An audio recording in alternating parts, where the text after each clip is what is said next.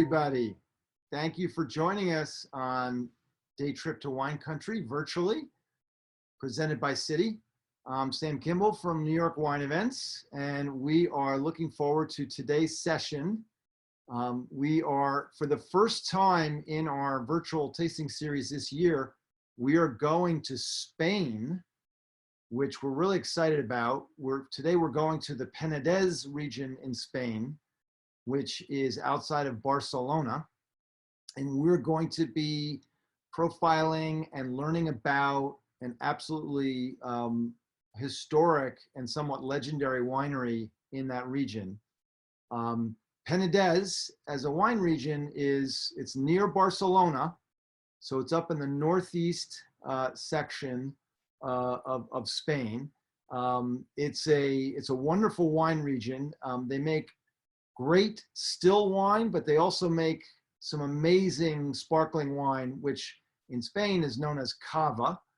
And in that same area, the region has tremendous gastronomy and restaurants and tourism. It's very close to the Montserrat Mountains. So behind me on the screen, you see actually the Montserrat mountain range. It's a multi-peaked mountain range near Barcelona, and we're in the Catalonia section of Spain.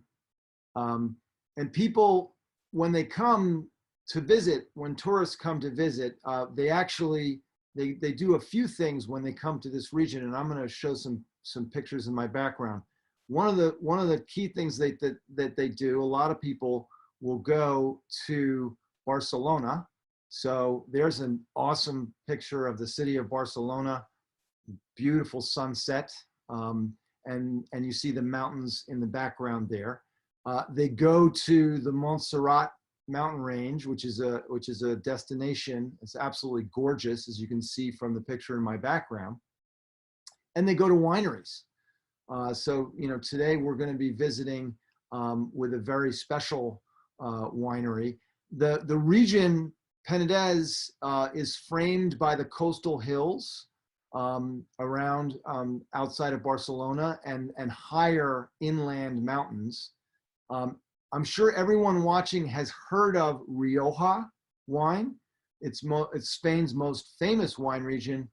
Well, Penedès has long been considered perhaps the second, most high quality wine region in Spain, long considered one of the country's best wine producing regions, along with Rioja. And it's also known, Penedès is known for having ancient viticultural areas and old vines, some of the most ancient vines in Europe. And again, as I mentioned a moment ago, it's well known for its cava production, which is the Spanish sparkling wine. Predominantly the grape varieties, the types of grapes you find, it's well known for white grapes, although the region produces some really extraordinary and highly regarded oak barrel aged red wines as well. And where we're headed today is a beautiful winery called Parés Baltà. Parés Baltà Winery's calling card is that it's a historic family-owned operation. They have a lot of vineyards. You can see one of the vineyards in my background here behind me, and they've got a herd of sheep who we'll talk to the winemaker about how that works, but the sheep actually help to cultivate and keep the vineyard maintained, because they eat up all the grass and the weeds and the ground plants. And not only do they have lots of vineyards, but all the wines from Parés Baltà are biodynamic wines.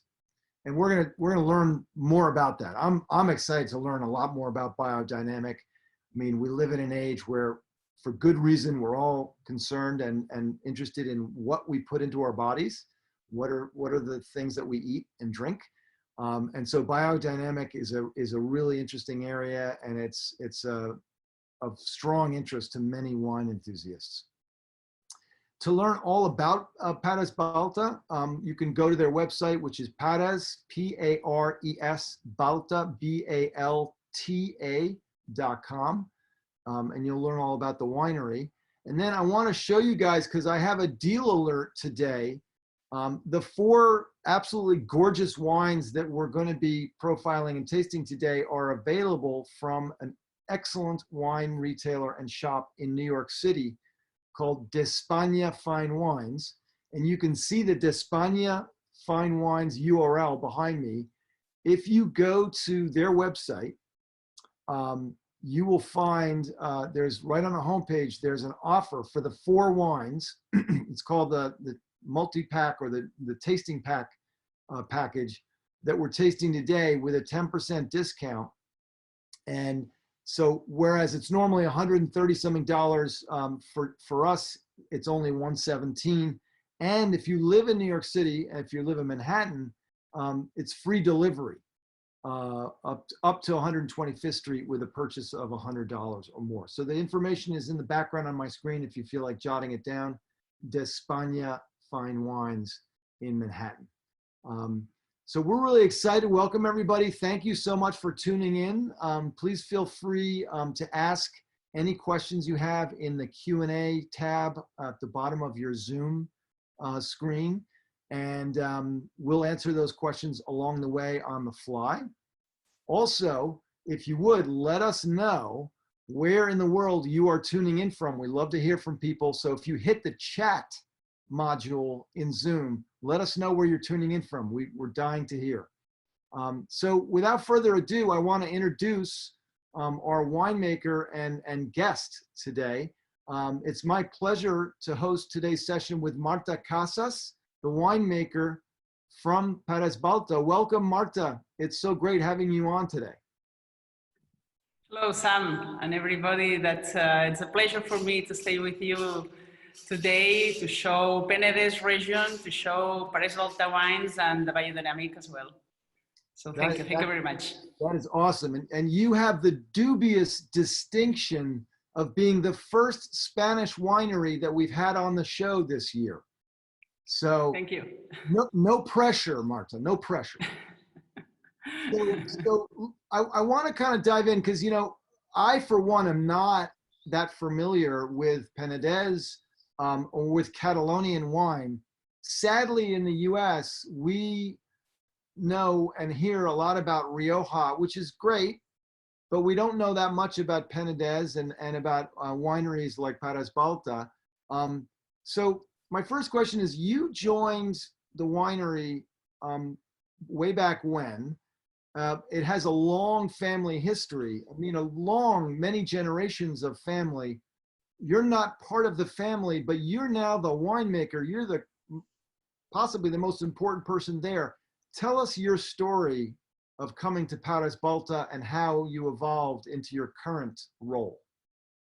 Yes, we are the 3rd generation here in Parés Baltà Winery, and I started in 2002 when I finished my winemaker studies, joining with my sister-in-law that she was already here since 1999, making the wines with his husband. And the beginning, we weren't winemaker. I was studying pharmacist, and then I was working as a pharmacist here in a little pharmacy.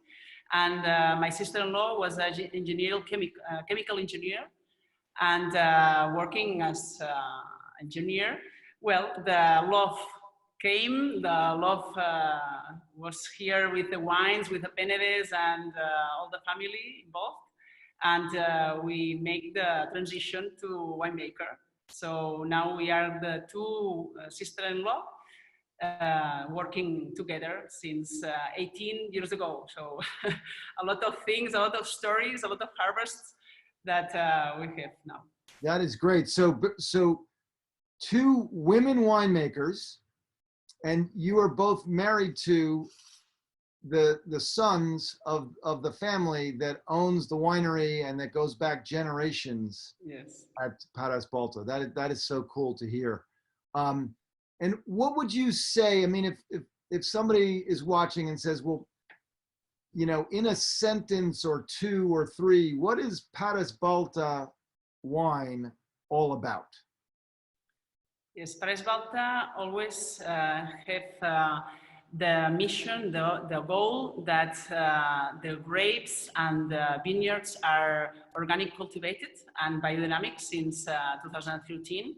And always the grandfather wanted that in the glass was only wine, only grapes fermented, and that's all. And always he said to us, Marta, Maria Elena, please do the wine as natural as you can, because I have this herd of sheep. They eat the grass, the weeds, and they fertilize natural as we can. And then the wines be the most passionate, the most interesting wines that we have in different altitudes, in different microclimates and different soils. So we have 5 states in the Penedès region, beginning to near the beach, near little hills in front of the beach in the natural park of Garraf.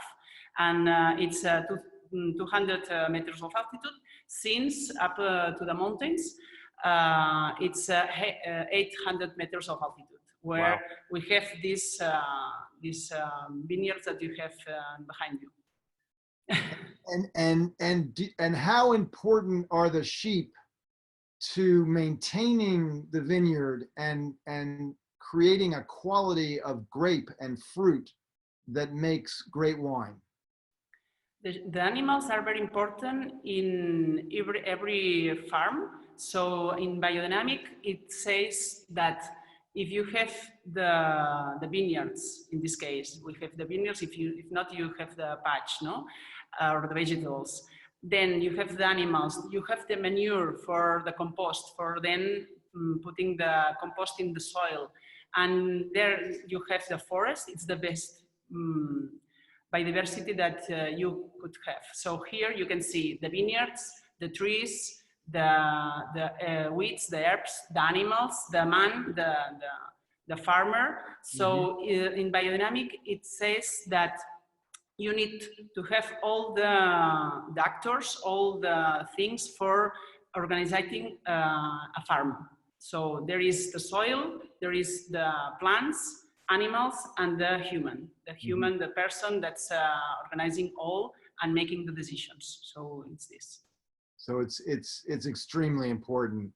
I want to, just so everybody sees it here, I'm gonna talk for a second. I'll move out of the way, but you can see the vineyards in the background behind me, and that's a large herd of sheep. I mean, it looks like there's maybe 100 sheep right there.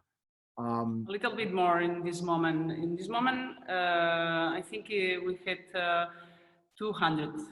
200 sheep. Wow. Yes, yes. That's a great machine to cultivate the vineyard with.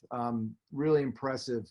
While we're looking at some of these images, I wanted to show people a little bit more around the winery.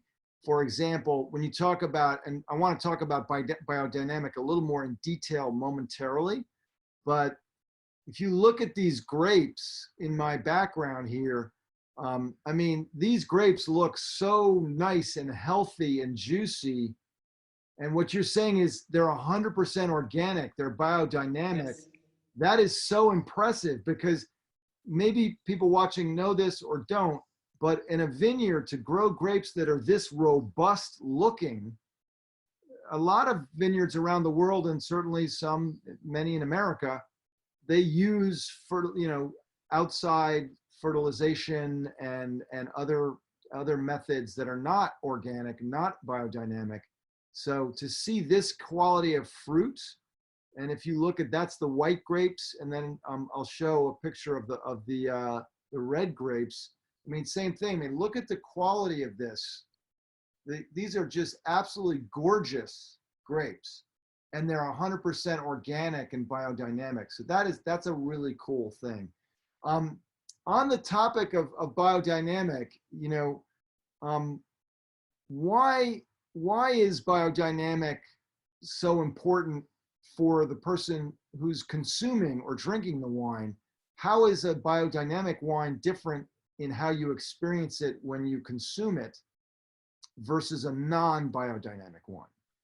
It's the most important thing. It's the vitality of the fruit, the vitality of the vegetables that are cultivated by a biodynamic way. So the biodynamic philosophy says that you need to bring or give into the soil and into the plant the most life that you can. So we make some preparations, some preps that we know preps that are made of plants like chamomile, nettle, yarrow, valerian, and horsetail, for example. So they bring a lot of vitality into the soil, vitality into the plant, and then this grape that would be a wine, it's healthier for you. It's better in vital energy. Steiner, Rudolf Steiner, was the philosopher that developed all, said that you need to keep balance in your body, in your brain, and you can achieve this balance with a good and healthy grapes in this case, or healthy tomatoes if you have another vegetables, but with this high vibration. If you have these fruits with high vibration, you have the mind clear, you have your body with good balance. And in these moments that we have this pandemic season and these terrible things that are over the world doing terrible attacks, eating clear, eating organic, eating biodynamic way, it's the best thing for our body, for our health and our vitality in our mind, for seeing the things clear, for having the solutions of the problems and having new ideas. If you eat better, you be better. So it's our medicine. Our meal is our medicine. So it's this. I think that is such a great explanation, and is exactly what I was trying to understand. Like, you're talking about wine that is, because it's clean and biodynamic, effectively, it will, at the very least, not negatively affect your overall well-being and your physical well-being, and it may even enhance it, which is a great thing. And so for me, that to understand that, make that connection tangibly as we're talking to you, that's super helpful for me to understand, okay, why would I select a biodynamic wine? And, people who have tuned in to some of our other broadcasts know that I am not a fan of the huge high volume production wineries and wines and brands where the wine is effectively made in a factory. And there's many additives. There's chemicals, there's flavor additives, there's even color additives. And the difference between that and a wine like what you make is literally night and day. So that's great to know about biodynamic. So in Penedès, your wine region, which is so highly regarded by many people in the wine world who know it, what are the grape varietals you're focused on? I mean, in America, we're relatively limited. We think about Chardonnay and Cabernet Sauvignon, maybe some Pinot Noir and Merlot. But what are the grape varietals you're focused on, and what is Penedès known for in terms of types of grapes for wine? First of all, with the whites, it's Xarel·lo that's only here cultivated. Mm-hmm. That here we will taste 100% Xarel·lo, that's Calcari. And then with the sparkling, we have a blend with 80% of Xarel·lo. So this white grape, that's the most important in Penedès region. And then we have Grenache, that's the last red grape. That's Grenache red. It's the other typical variety. And another iconic variety, it's with meteorite, that's Tempranillo. In Catalan, we say ull de llebre, but it has a lot of synonyms. But in Spain, it's commonly known Tempranillo. Right. So these grapes that today we will taste, so are the most iconic grapes in Penedès region. That is awesome to hear. We have a question from one of our viewers. Myra asks, in the biodynamic wines, is the sugar content or the sugar amount any different than non-biodynamic? No. The vinification is the same as organic.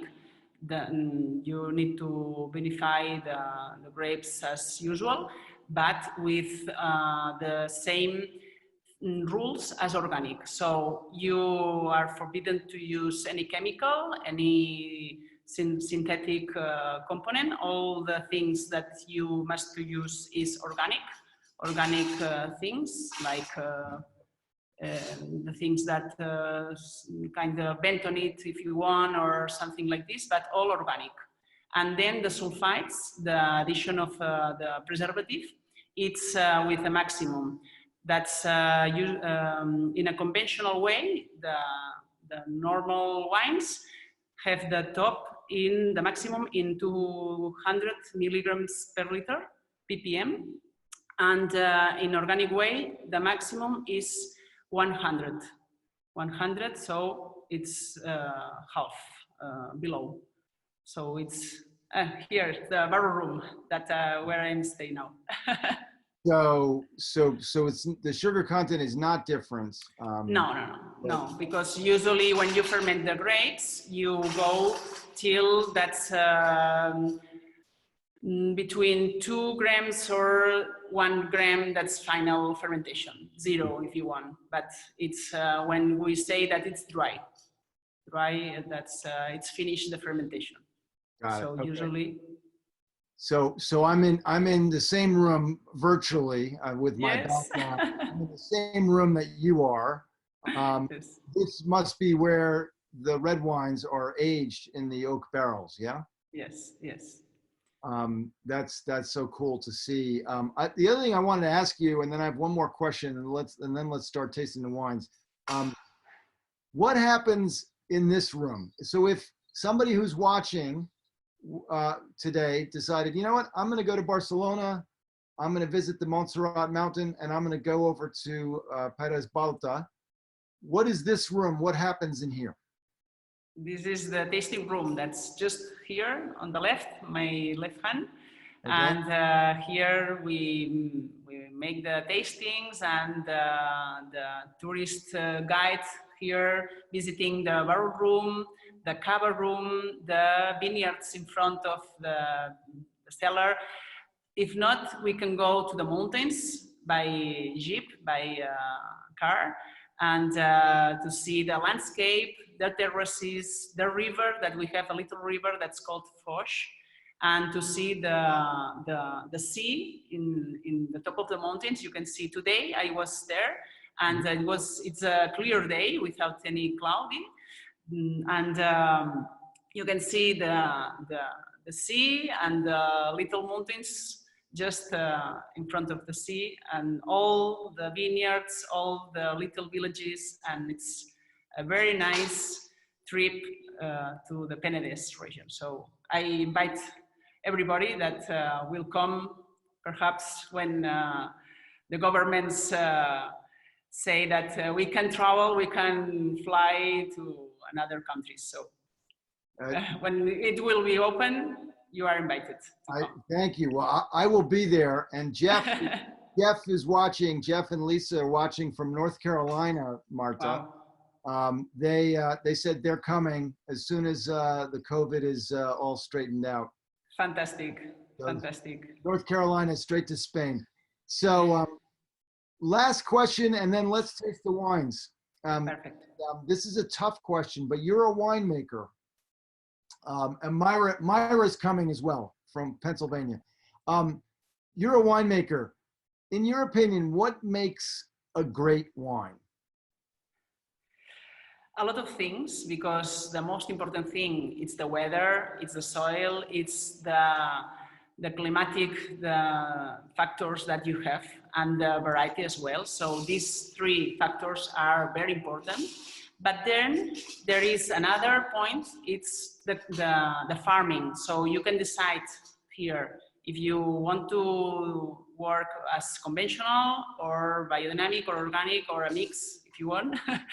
That's up to you. But for me, the passion and the quality that burns into the vineyard, it's the most important thing for making the best wine. So the quality burns in the vineyard.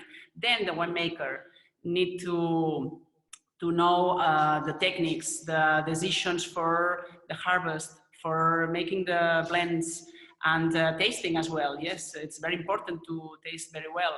But the quality for the best wines, it's in the vineyard. So if you take care a lot the plant, if you take care your biodiversity with your soil, with your insects there in the soil, with the plants, with the weeds, with all of the ecosystem that you have in the vineyards, it's the best thing that you could do for obtaining the best quality wine. So this passion, this effort, this feeling that you have with your farm, it's the most important thing. Then in the winery, you could have the best tanks or the best techniques, the best people working. Yes, you could have this. But if you don't have the quality in the vineyard, it's impossible to do the best wine. So for me, it's this, the vineyards and the landscape that you have. That's a great answer. And frankly, you know, a great winemaker is really important, but a great winemaker needs a great But vineyard. you need to have this, the feeling, the passion. So if not, you could do a lot of things, but without passion, it's you don't transmit nothing. For me, to opening a bottle is opening a history, a story, people behind there, this region, this culture, the traditions, a lot of things that are surrounded this wine. So when you open a wine, you need to see more things than only a wine. So this work that's behind this. No, that's great. All right, so we're going to start tasting. We have four wines we're going to taste. The first one is the Balta Cusiné. It's a 2012, and this is a sparkling wine. Yes, Marta? Yes, this is a sparkling wine that's named after my niece, Blanca. Blanca is my niece, Maria Elena's daughter, my sister-in-law daughter, the youngest. Now she's 18, so this wine was born in 2003. She was born in 2002, so just 17 years old of the brand, Balta Cusiné. And it's a blend with this variety, that's the typical variety from Penedès. So here, Balta Cusiné 2000, I don't know if it's clear. Yeah. 2012. So this is the harvest, and it was degorged in December of 2019. So a lot of months with the yeast inside. So this is a gastronomic sparkling wine, cava, that we call here cava. And it's with a lot of sensation of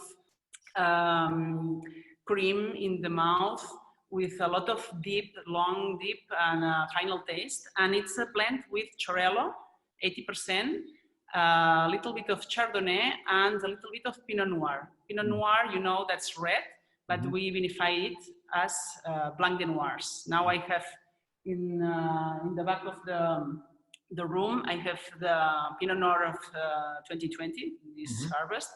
And it's nice to see the developing of this variety that give into the blend this elegance, these bubbles that are very thin, with a lot of sensation of cream, and this butter, this bakery that it has in a long time with the yeast and this blend. So let's enjoy it. And would you just drink this by itself, or would you pair it with a food? I paired with food because it's a gastronomic cava, so it needs something more. But if you want, you can take a by a glass. It's very good, but it's preferable to have a pairing with something. With here, it's typical to have a roasted chicken or a roasted duck. So this is perfect for this juicy meat. No, it's very interesting. Very flavorful white meats. And Marta, is it one of our viewers asked, is it dry? Sorry, it's dry because it's brut nature. Brut nature means that the sugars are finished, so it's dry. It's perhaps 1 gram per liter only, or 0.5. So it's without any sugar added, and nature means this. Nature means that's no sugar added. And Gran Reserva means the long aging with right, because this is a 2012, right? Yes. So it was bottled in 13 and degorged in 19. So it's 6 years with the yeast inside the bottle. So it's a long aging with the yeast. When you make cava, you need to do a second fermentation inside the bottle. So you have the yeast inside the bottle for some time, for some months. Minimum per law are 9, but you could do more. And here there are 6 years aging with the yeast inside the bottle. So it's special. In the U.S., this wine is this bottle's only $40, but for a cava, a brut like this that has aged for 6 years, that is a very, very affordable, very accessible price. Yes. Because this is a very refined wine. Is it that secondary fermentation? Is that malolactic fermentation? The malolactic fermentation is done in red wines usually. Okay. All the red wines usually make the malolactic fermentation. In whites, it's not usual because depending on the area. If you go to France, to Champagne, all the whites are doing the malolactic fermentation because of the acidity. They have a lot of acidity because of the weather. They have more rain, less hours of sun, so the grapes are more acidic than here. That here we have more sun and less rain, and we have the ripening process with more sugars and less acidity. So here with whites, we avoid the malolactic fermentation because we have the level of acidity, it's good, but not higher. So if we do the malolactic fermentation, we lose a little bit of this acidity. Totally. So we don't make the malolactic usually, but sometimes in this case, when you have this bottle in 6 years, the malolactic is done. But it's no problem because here we have the Pinot Noir. Pinot Noir is a French variety that has usually genetically has a lot of acidity, and here with the blend it's important for this because we have this bottle a lot of years aging, and probably when you have this long aging you have the malolactic fermentation done, you analyze and you say yes, it's good, but you have good acidity as well because you have this Pinot Noir in the blend. If you have probably only Macabeo, that's another typical variety here for making cavas. Macabeo suffers a lot with the low acidity, so it would be dangerous to make Macabeo long time aging. Then you achieve low acidity. It's quite a problem to have this. So with this blend, you don't have problems, but usually we don't permit the malolactic fermentation. If it's done, okay, but well, the bacteria are alive, are there, alive and doing a lot of things. Totally makes sense. By the way, I want to point out to everybody watching that Marta said something interesting, which is, you know, pairing this sparkling wine with a meal with, you know, very flavorful chicken or duck or Yes. that type of a meat. Like in Thanksgiving Day. So Thanksgiving with turkey. You know, Americans, yes. A lot of Americans just drink a sparkling wine either before the meal with an appetizer with cheese or with caviar, or they drink at the end of the meal with a dessert or a cake. And frankly, it's better in the main dish, not with the dessert. For me. So interesting. So interesting to hear. Because we have a tradition in the U.S., and it may be cultural. Many people drink bubbly before or after the meal, and so this is an interesting perspective to take note of. So we're going to move on to the next wine, which is the Calcari. Yeah. Yes, Calcari, it means the typical soil that we have here in Penedès, that we have a lot of chalk, and Calcari means this kind of soil, this soil of Penedès. And it's the vintage 19, and it's 100% Xarel·lo. Xarel·lo, it's the variety that's typical here, that has these aromas of dry herbs like chamomile. So when you smell this, you smell this kind of herbs, then a little bit of pear, this sensation of the forest. So it's very, very special Xarel·lo wines, and I'm loved with them because these white grapes are fantastic. And it's made in a stainless steel tank, and we make a little batonnage inside with a machine that we remove the lees, the yeast that are inside of the tank, to move in all of the wine in order to achieve this sensation of the mouth that's a little bit more deep, a little bit more the body it's increasing when you do the batonnage. Usually the batonnage is done in the barrels. So with the barrels that I have there with whites, I do 3 times per week now when the harvest finishing. And in tank, you can do with a machine that moves the lees that are on the bottom of the tank. So it's important for making these wines that are very nice in the palate. So this one has a nice full body. What are the tasting notes for this Calcari?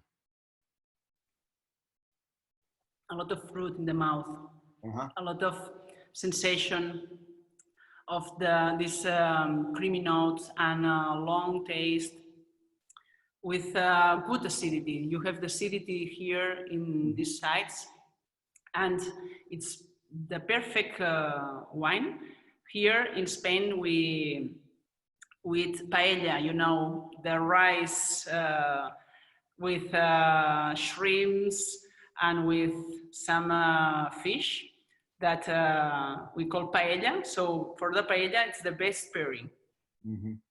That's great. That's awesome. And how do you know? And maybe Oriol's on the chat. He works at the winery too. This one is a substitute for the Cosmic, which we were going to taste. I'm not sure what the price point is for this one in the U.S. But maybe if Oriol, if you're listening, he says that it's the same price as the yes, Cosmic, he's listening you. This one, this beautiful, is the same price as Cosmic, and Cosmic it's 80% Xarel·lo with the 20% of Sauvignon Blanc, both from the mountains. This one is $21, everybody. So this is for a really high quality single varietal wine. It's actually very, very competitively priced in terms of the price point. All right, so we're going to move on to the reds. And I'm probably going to butcher the pronunciation of this one, but the next one is the Meteorite. Meteorite, perfect. Which is very well. Red wine. This one is also $21. And this is made from Garnacha or Grenache grapes, yeah? No. Tempranillo. The Grenache is the last. The last one is Grenache. All right, so this is a Tempranillo, which is perhaps the most famous grape from Spain. And this is the Catalonia Penedès version of a Tempranillo wine. So with reds, yes. So is this, is this a full-bodied? Is this a light red? Is it a medium red? What are the characteristics of this one? It's a young wine with a lot of fruit. This is for drinking by the glass, so it's perfect for sharing with family in a barbecue, with friends, with beginning a meal, and it's fresh, it's young, it's easy drink, and it has a little bit of Syrah for bringing this color. That's a very nice color, and then in the mouth, it's very interesting and very nice to share with people. This is the wine for sharing. This is a social wine for enjoying with friends. And what's the perfect, so if the white wine we just tasted is great with paella, what's a perfect pairing for this? With barbecue. Barbecue for me, it's the best for this, because you are talking about the things, then cooking, a lot of sausages that are spicy. This cleans the mouth with this acidity that's good with this kind of meal. So it's very good for these barbecues. I want to give a shout out to Steve, because Steve said in the chat about 2 minutes ago, barbecue for this one. So Steve, you nailed it. That's impressive. This one looks fabulous. I can't wait to get my hands on a bottle and try it. And it's so affordable too. I mean, this is an easy drinking wine. This is the kind of wine where you want to buy a case or half a case and have it in the house and just have it around so you can open up a bottle anytime and enjoy it. All right, so we're going to move on to I'm going to butcher Isenda. Isenda Miret. Yes. And I'm assuming that some of these words and names are actually. Isenda means like the house of a farm, or like chateau if you want. Yep. Isenda means the farm, the house. And Miret is the name of the state, that this state where the grapes are growing. It's named Cal Miret. Cal, it's like Isenda, like the house. And are these Catalonian words? Yes. They are. Yes. Got it. Yep. Not Spanish, but Catalonian. In Spanish, it's Hacienda. It's nearly the same. Hacienda, Isenda, it's mainly the same. And this is 100% Grenache. The Grenache that was the first Grenache growth by the grandfather. He was focusing always with Chorello, with this Grenache that was his beautiful vineyard that he take care a lot. And with this in the first vintages, we had a little fights with him, because this variety here in Penedès goes with quite good production. And at the beginning, we weren't very happy with the result of the vineyard, because we achieved a light red, and we wanted this red that's deep, with good color, with well-ripened fruit. And with these grapes that we had in the past, we weren't agree. And we said, yes, we can do the green harvest. So it's reducing the grapes when they are just changing the color in final July, when it's in the middle of the summer. the grapes are changing the color since green to red when they are red. When Which they are I don't know what the word in Spanish is, but it's called veraison here in version. Yes, this is.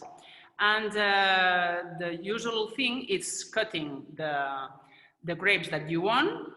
Usually it's 30%, 20%, or 50% of the production that you cut and you leave into the soil.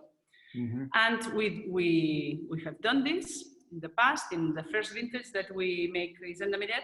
And the grandfather was very, very angry with us.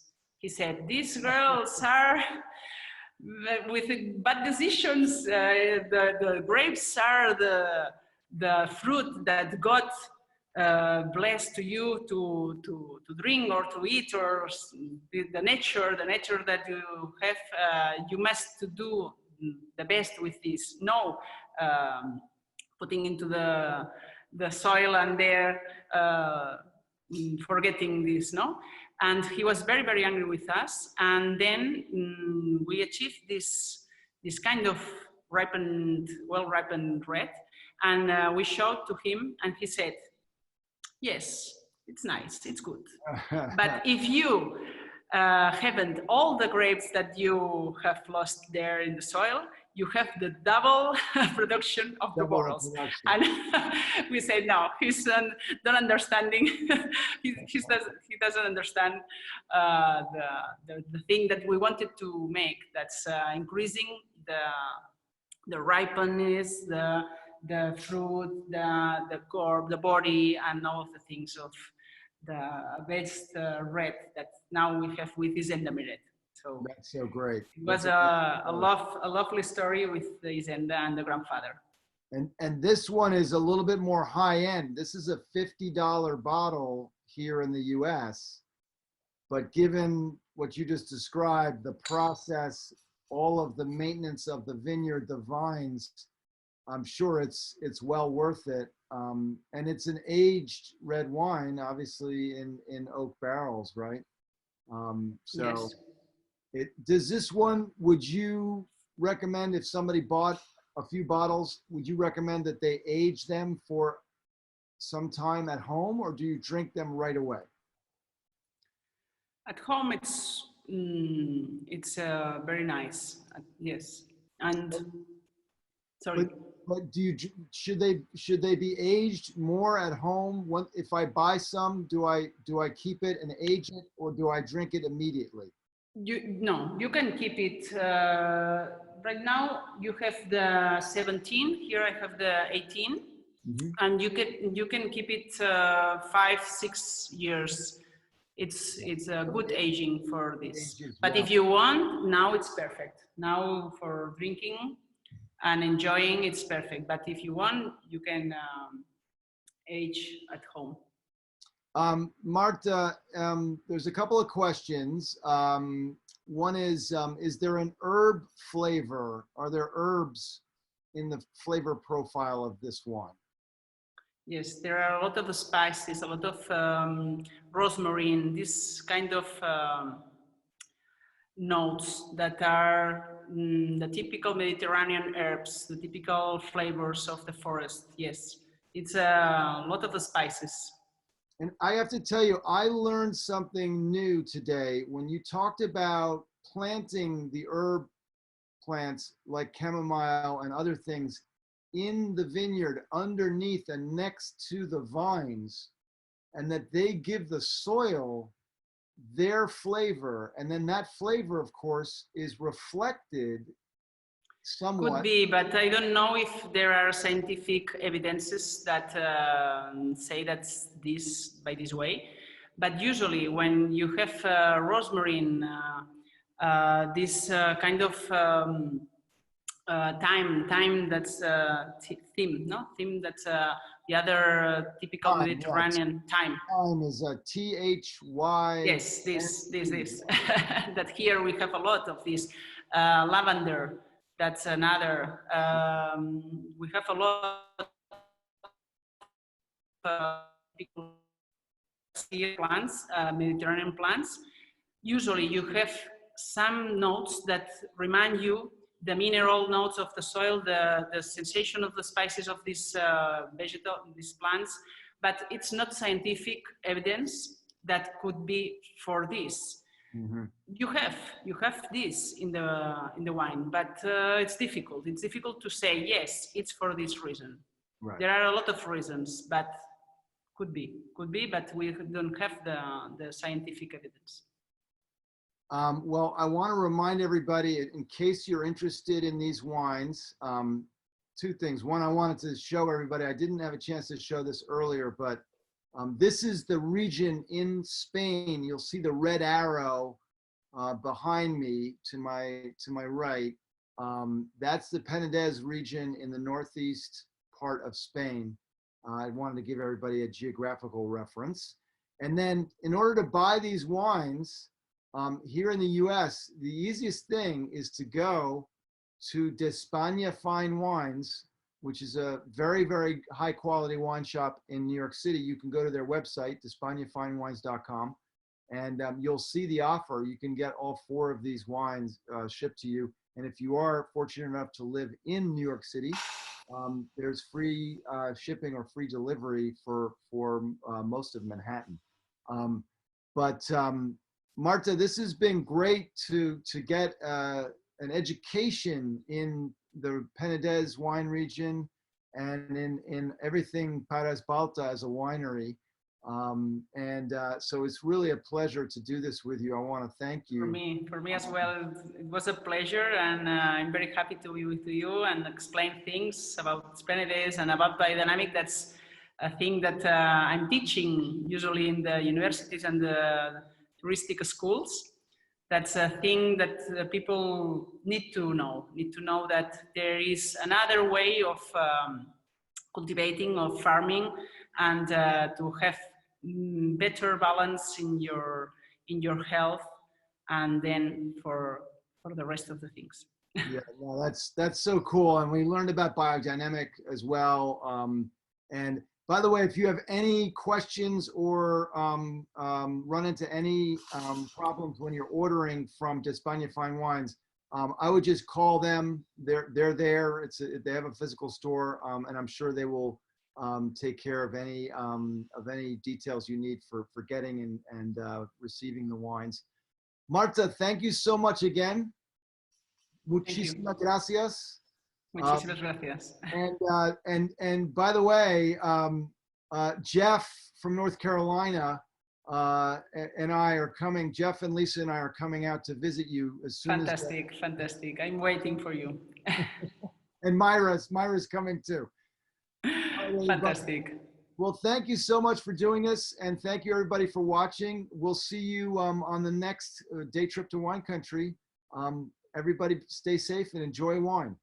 Take care now. Fantastic. Take care. Okay. Keep safe.